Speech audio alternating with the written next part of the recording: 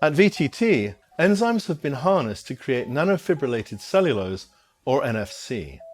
Normally, NFC is made with a high-pressure homogenizer at a pressure of up to 1400 bars. The enzymatic HefCel process obviates the need for this huge energy input. We have studied cellulases for fiber modification over 20 years. And in those studies we have seen that this particular cellulase can fibrillate fibers. Enzymes are, of course, fundamental in biology. Their catalytic activity and selectivity determine the chemistry of all living systems.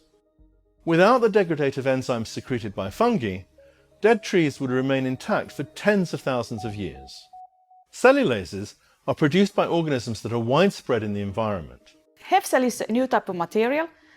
It's done with the combined action of enzymes and a gentle mixing.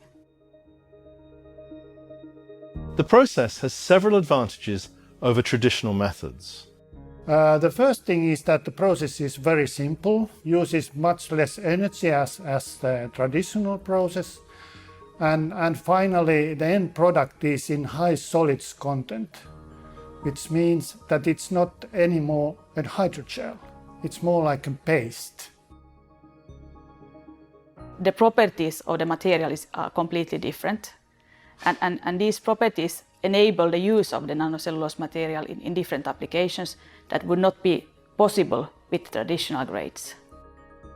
Stina Grönqvist and Jaakko Perä from VTT believe that the novel material opens up completely new possibilities for the biomaterials industry. You can upscale it quite easily. There is already equipment available in an industrial scale that could be used, and the enzyme that we use is a commercial enzyme product.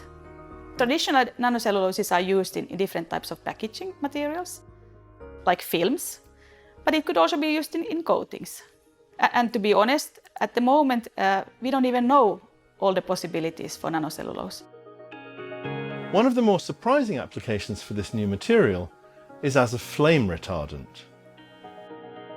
We noticed that when you mix HefCel with pigments, you can make coatings which has flame retardant properties. And that's totally new type of way to think about flame retardants, because nowadays all those solutions are more or less chemicals.